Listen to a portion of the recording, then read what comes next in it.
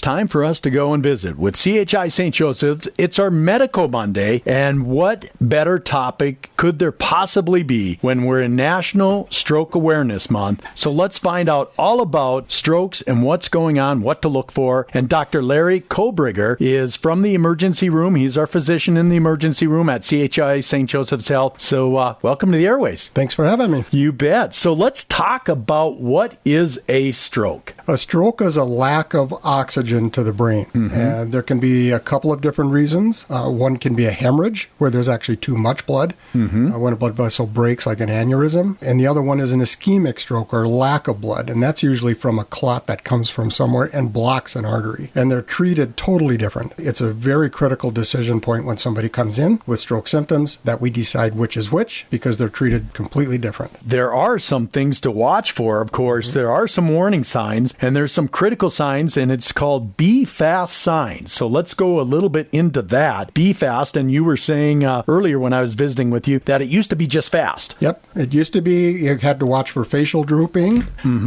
or the arm weakness and the speech, and the T would be time. And a few years ago, they added the B, because B is for balance and vision issues, like inability to coordinate your eyes, double vision, that kind of thing. That's a different area of the brain often that is involved with the stroke, the posterior part of the brain, and a lot of people didn't realize that those were symptoms of a stroke. So that was added on there. So now it's B, fast. Yeah, so BEFAST, it's balance, eyes, face, arm, speech, and time. If you start to see some differences in speech, balance, all of those things in that category, potentially they may be having a stroke. They could be potentially. And I hope people have a Be Fast magnet on their fridge or something, so they look at it and they remind themselves what some of the symptoms are. But I would like to make a plug for just your gut feeling. If you, one morning, you can't hold your coffee cup the way you should, or it's spilling, or you're trying to speak with somebody and you can't get your words out, that leg that fell asleep while you were sleeping overnight isn't waking up again, or something's wrong, you don't need to run to this list and look. You just get help, because time is the most important thing I can tell you from the Be Fast acronym is it's Be Fast. Time is the most important thing. So if you think something's wrong, just go ahead and call for help. A lot of your colleagues I've visited with on Monday, Medical Mondays now with CHI, listen to your body. Yes. Yeah. If something doesn't feel right, there's probably something's not right. And if you have history in the family and paying attention to that, Be Fast is something you should know those signs. Right. And everyone around you should know those signs if you have a history in the family. So why time is brain? Time is brain because there's a lack of oxygen to the brain. And brain does not heal itself very well. So the quicker you can get that blood flow back to the brain, the better off you're going to be. And we are going to ask you, if you have stroke symptoms and you come to the hospital, one of the first things we're going to ask you is, when did it start?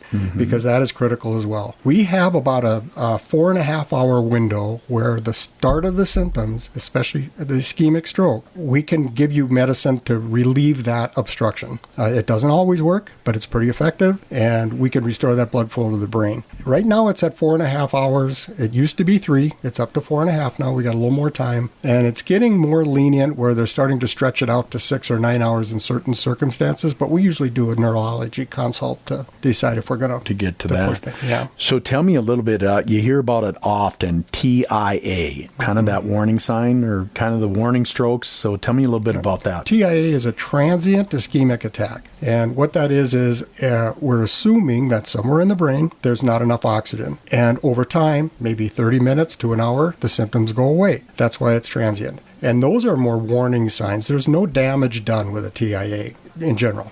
But why that happened is a high risk factor for a future worse stroke. Yeah, so the bells are going off. Ding, ding, ding. Pay attention here. Yeah. It's kind of like angina with the heart. You know, if you're out shoveling snow and you get chest pain, and then you rest and it goes away, there's really not necessarily damage there. It's angina. It's a warning, though, that you could be in trouble if you push it too far. A TIA is similar to that. That means something is affecting. There's a little flex of a clot coming from somewhere that's getting dissolved by your own body. TIA, no harm done, but you want to follow through and see why that's happening. Well, and the thing is, the faster treatment begins, the better you are to starve it off, period. And, very important. So these are the warning signs. So if you hear TIA, those are the warning signs. Talk about some of the life-saving treatments in the ER. I'm amazed where medical has gone.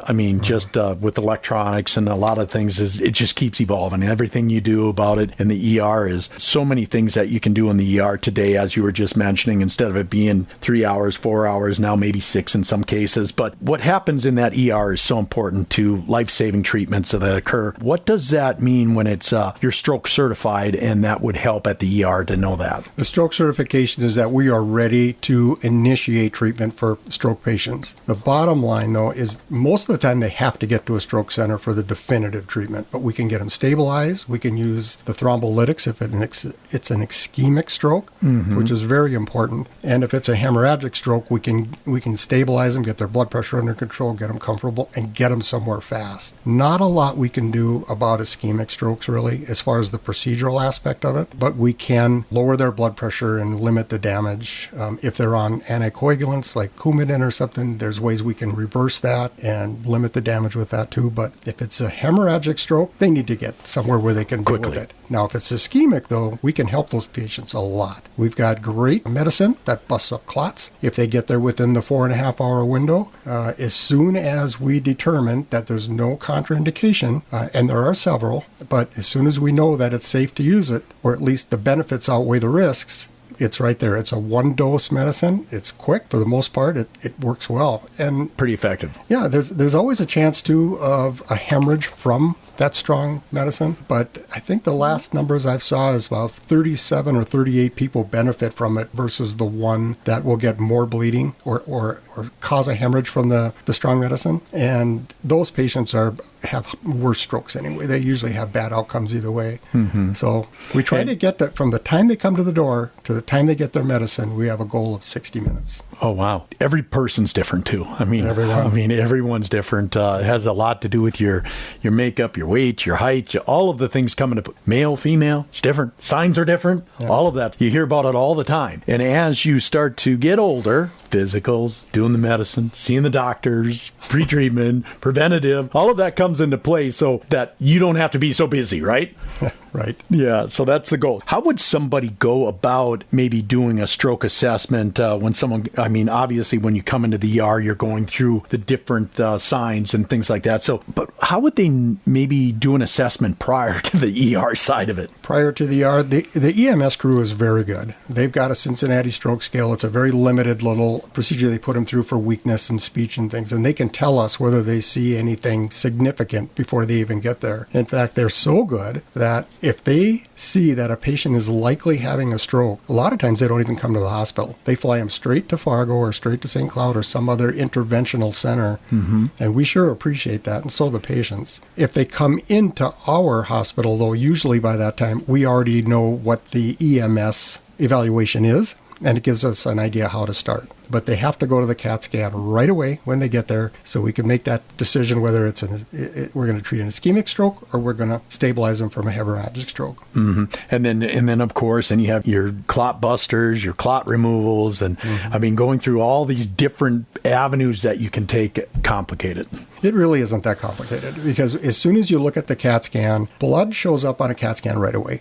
So if it's a hemorrhagic stroke, most of the ER docs, you don't need to be a radiologist per se to know that we do not use lytics on this patient because there's blood there. Yeah, it's where it shouldn't be. Yep. And if there's no blood there and we're confident of that, then we can move on with the clot buster. But that's really all there is to it. The biggest job we have is getting them out fast, getting them treated fast, getting them out fast, getting them to the tertiary care area where they can do their interventional medicine fast. That's where we get the time is brain. Time is brain. While you might have a patient that's in the ER having one blood clot, there could be more. There could be more to it. A blockage in the heart could be more than one. So it takes that process. So even though you get them stabilized, get them to the next care, and so that they can have a long-term assessment of where they're at. And we also have the ability at St. Joe's to do a CT angiogram. time as well. We can put dye in the arteries, run it through the neck and the head, and look at the circulation and see if there's any significant narrowing somewhere. We usually do that with the kind of questionable patients if they're obviously having deficits, and certain strokes just have a look to them. You just know them when you see them.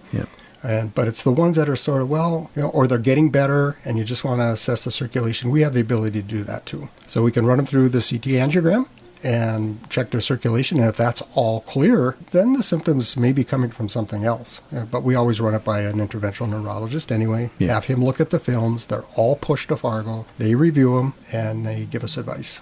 Once they get them stabilized and get them through the process, maybe get them out of discharge, more than likely they're seeing cardiac care of some sort. Well, if the stroke came from the heart, if they've got atrial fibrillation or some other problems where they've got a clot in the heart, the carotid arteries are also a common source of it. They may need... A lot of people can have a stroke and have a completely healthy heart, but it's coming from sometimes even just the artery in the brain can clog itself, just like an artery on the heart can throw a little thrombus or a little plaque, and then the platelets come in there and they make a clot, and you can get into ischemic stroke from that, and it doesn't come from anywhere. It just forms right in the brain itself. Do you see quite often if someone, depending upon severity, I'm guessing, of the stroke, what kind of recovery they have, speech and... I'm guessing that is all over the wall. It is. A lot of it depends on how much brain is involved. We have what's called an LVO, large vessel occlusion. Those need help quicker. Those respond better to the lytics. Those need to go to Fargo so they can get to the cath lab and get up there and get that clot out. They can actually go up there.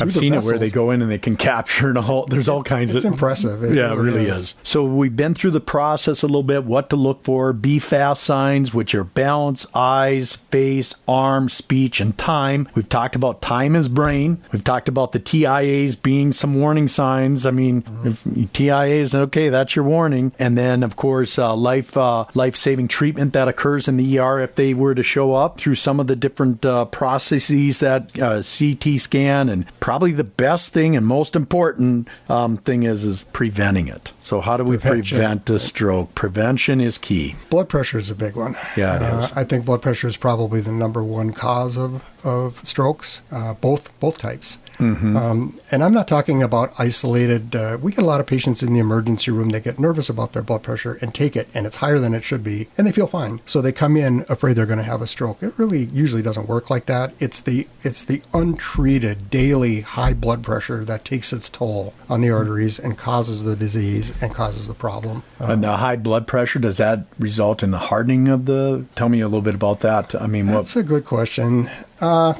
Varies, I suppose. It does. Yeah. You got to figure in the cholesterol as well, and the genetics of the patient, and their weight. It all kind of adds together. Blood pressure itself seems to get the number one. This is the one that causes the stroke the most. But I think definitely, like you said, a steady high blood pressure and having it consistently long over, no treatment, and then you start adding some of the things in there like smoking, diabetes, high cholesterol.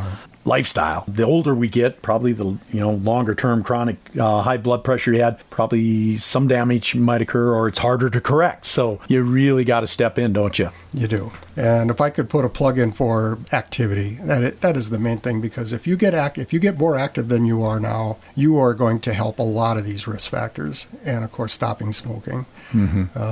Activity and exercise has the benefit of reducing your weight and helping your blood pressure. It makes you feel better. And if there was one thing you can do, try to get more active, of course, and stop smoking. Alcohol's got a role in it too. If you're a heavy drinker, that can increase your risk of stroke as well. Absolutely. Talking about an active lifestyle too, it doesn't necessarily mean go run a 5K, once a month or whatever. It's just getting out walking. Yep. Just get moving. Get out of the chair. Put the TV remote away. Doing yard work. Key risk factors, again, most notable factors include high blood pressure, smoking, diabetes, high cholesterol, and maintaining an active lifestyle will help. So those are really preventative measures. Those you are can the take. main ones that you can do something about. Absolutely. Main takeaway, call to action. We've talked about reinforced critical message, which is be fast, right? Right. And again, that's going to be balance, eyes, face, arms, speech, and time. Know it, right? People recognize it. When you're talking to somebody and they get the droop or they start to slur their speech, some of those things very quickly. And then what's the next best step? Probably if you're concerned about somebody is in be fast or you've noticed one of those signs.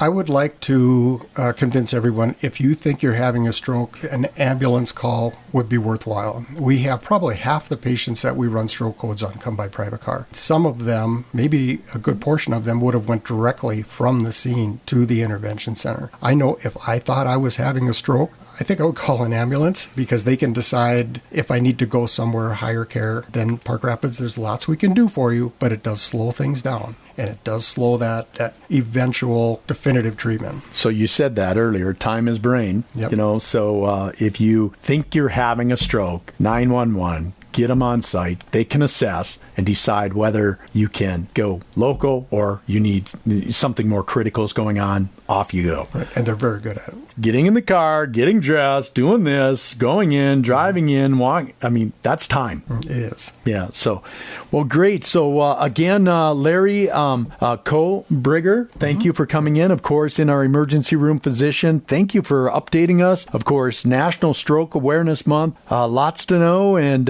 we just thank you for all the great service you're doing about here at CHI St. Joseph's. And thanks for coming in and visiting with us today. Yeah, well, thank you. I know it's Stroke Awareness Month, but we're aware all the time. We're watching for strokes and we're treating them as fast as we can. And we've got a good crew and we're getting good results. Well, thank you so much for all you do. All right. Well, thank you.